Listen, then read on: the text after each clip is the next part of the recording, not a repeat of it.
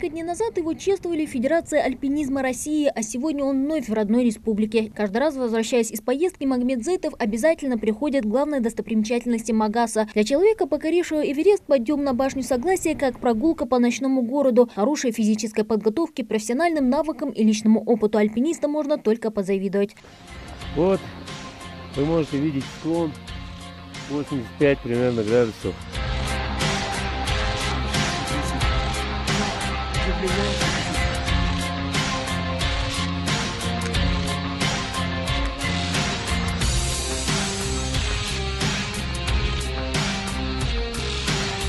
Магомед Зейтов – один из немногих альпинистов, сумевших преодолеть так называемую зону смерти с минимальным расходом искусственного кислорода, в то время как многие таких трудностей просто не выдерживают. В случае недостатка кислорода возможно потеря сознания, а иногда и вовсе летальный исход. Но организм каждого человека индивидуален, поэтому правильно дышать и расходовать силы на вершине горы Магомед учился самостоятельно. Надо идти в темпе, представить себе какой-то часовой механизм, да, и представить определенный интервал, сколько шагов ты делаешь на один вдох или выдох.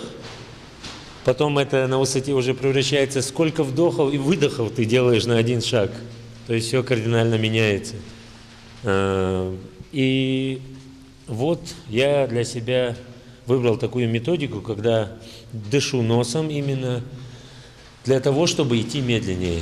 Его имя теперь знают не только в родной Ингушетии, но и далеко за ее пределами. Магомед Зейтов – профессиональный альпинист, сумевший покорить высочайшую точку планеты. В списке его достижений – восхождение на Столовую гору, пики коммунизма и Ленина, расположенные в горной системе Памира, водружение ингушского флага на Эльбрусе и Казбеке. Покорение каждой вершины, признается Магомед, дарит ему море эмоций, описать словами которые невозможно. Когда ты смотришь с вершины, когда ты ступаешь, да, на последний вот этот гребень, он такой небольшой, там 2 человека, максимум 3 человека. Вот на этом самой высокой точке можно. Такие моменты, я не знаю, какое-то единение, что ли. Каждое восхождение для Магомеда словно экскурс в прошлое. Альпинист уверен, это в нем кипит кровь предков, которые жили в горах и любили свободу. Возможно, поэтому прогулка по башне Согласия напоминает молодому человеку о его корнях. Впрочем, главную вершину своей жизни он уже покорил. В мае этого года Магомед водрузил государственный флаг республики на Эвересте на высоте 8000 метров. Свое восхождение на крышу мира он посвятил 25-летию Ингушетии. Это, наоборот, я благодарен судьбе.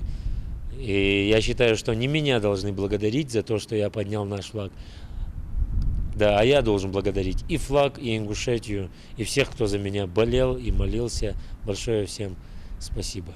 За покорение самой высокой точки мира Магомеда Зейтова наградили орденом «Восходитель на Эверест». Награду ему вручил лично Александр Абрамов, президент клуба «7 вершин» и главный эверестовец страны. Магомед признается, чтобы стать в один ряд с профессиональными альпинистами, ему пришлось немало потрудиться. Сила воли, постоянные тренировки и работа над собой. Было очень приятно, конечно, то, что публика скандировала «Ингушетия на высоте», «Ингушетия», «Ингушетия». Это было очень приятно, конечно. И я держался как мог. Ну, конечно, спасибо, конечно, что отметили. Это очень престижно для нашей республики, не только для меня, что вот так вот нас выбрали, отметили. Большое им спасибо. 15 раз он поднимался на Эльбрус и даже совершил так называемый крест, то самое восхождение, которое оказалось роковым для известной ингушской альпинистки Лейлы Албагачиевой. Свое восхождение он также посвятил памяти сильной женщины. В ближайшее время Магомед собирается в Антарктиду на массив Винсона, а после планирует покорить горы в Австралии, Африке, Южной и Северной Америке. Мадина Пугоева, Хаваш Гойгов, Новости 24.